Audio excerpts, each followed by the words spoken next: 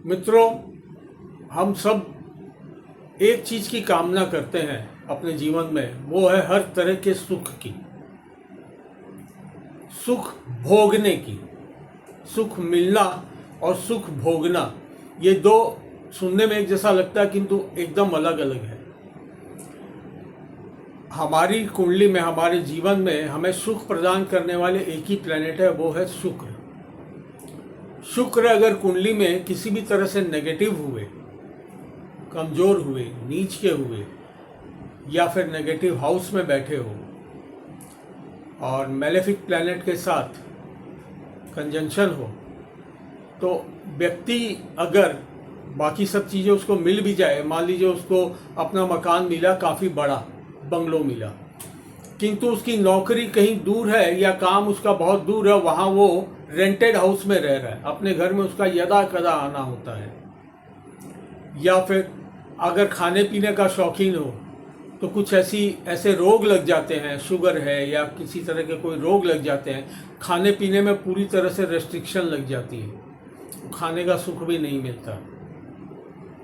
इसके पश्चात बच्चे देखें, अगर आप थोड़े बड़े हो गए तो पढ़ाई लिखाई के लिए ही सही या फिर काम के लिए ही सही घर से दूर रहने लग जाते हैं, तो उनका सुख भी प्रॉपर नहीं मिलता।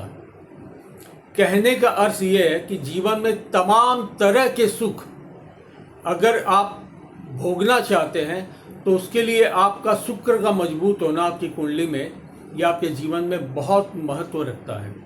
बिना शुक्र के अच्छे हुए हमें सुख प्राप्त तो जरूर हो सकते, किंतु उसे हम भोग नहीं पाते। बहुत सारे कपड़े पड़े रहते हैं नए नए, किंतु व्यक्ति पहनने के लिए तरसता है, क्योंकि जाए कहाँ, घर में बैठा रहता है। तो इस तरह की काफ़ी सारी चीज़ें हैं जो सुखों को इंगित करती है। तो अगर आपकी कुंडली में शुक्र वीक है, नेगेटिव है, नेगेटिव हाउसेस में है, मैलेफिक प्लैनेट के साथ उसका कंजंक्शन है, कुंडली में भी कारक नहीं है लग्न के अनुसार, तो क्या करें? एक बहुत अच्छा उपाय बता रहा हूँ, एक क्यों दो उपाय बताऊंगा।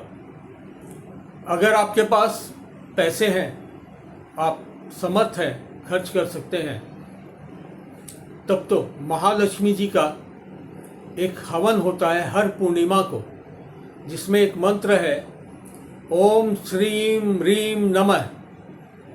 उस मंत्र का आप हर पूर्णिमा को बेलपत्र ले आएं थोड़े से बाजार से, और उसमें से छाट ले अच्छे अच्छे पूरे बेलपत्र, और उसमें थोड़े से काले तिल मिला करके, घी मिला करके, और गोबर का एक कंडा जला लें, और उससे हर पूर्णिमा को ये मंत्र बोलते हुए 108 आहुति देना हर पूर्णिमा को आरंभ करें।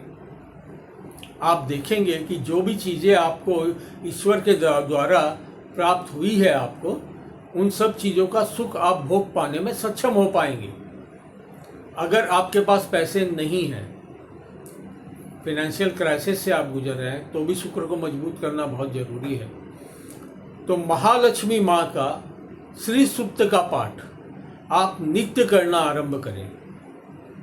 श्री सूक्त का पाठ संस्कृत में है, अगर आप संस्कृत नहीं पढ़ पाते हैं कोई बात नहीं, उसको सुनिए, और तब उस अवस्था में महालक्ष्मी माँ का एक मंत्र है, जैसा मैंने अभी बताया, जो कि हवन में यूज होता है, वही आप श्रीम ह्रीम नमः रोज सुबह और रात को जब आप काम से आएँ तो उसके पश्चात ऑर्गेनाइज वे में बैठ करके, आसन लगा के बैठ करके माँ के समक्ष कम से कम एक धूपबत्ती जलाएं, अगर हो सके तो घी का दीपक जलाएं, सफ़ेद मखाने या बतासे चढ़ाएं, और 108 मंत्र की एक एक माला सुबह शाम आप करना आरंभ करें। ये प्रयोग आप कुछ दिन करें, और ये बहुत ही आसान है और बहुत ज़्यादा अचूक उपाय है ये।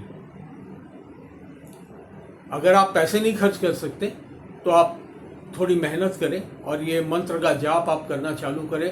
अगर श्री सूक्त कर पाएँ तो अति उत्तम, उससे बढ़िया लक्ष्मी जी का और कोई पाठ नहीं है। कनकधारा स्तोत्र है, कनकधारा स्तोत्र थोड़ा और कठिन है, श्री सूक्त थोड़ा पढ़ने में आसान है। तो ये आप निश्चय कर लें कि आप क्या कर सकते हैं। मंत्र जो है वो मैं डिस्क्रिप्शन बॉक्स में दे दूंगा, आप वहाँ से ले सकते हैं। बड़ा आसान मंत्र है, और माला जपने में आपको मैक्सिमम 2 से 3 मिनट लगेंगे, इससे ज़्यादा लगेंगे नहीं। माला आप रुद्राक्ष की माला से भी जप सकते हैं, स्फटिक की माला से भी जप सकते हैं। रुद्राक्ष की माला, अगर स्फटिक की माला नहीं, रुद्राक्ष की माला से जपें आप, कोई असुविधा नहीं। आप इतना करें, कुछ ही दिनों में आप देखेंगे कि आपका मन भी अच्छा रहने लग गया और जो भी चीज़ें आपको प्राप्त हुई है ईश्वर के द्वारा, उन सब चीज़ों का सुख भोग पाने में भी आप सक्षम हो पाए हैं। जय महालक्ष्मी माँ। धन्यवाद।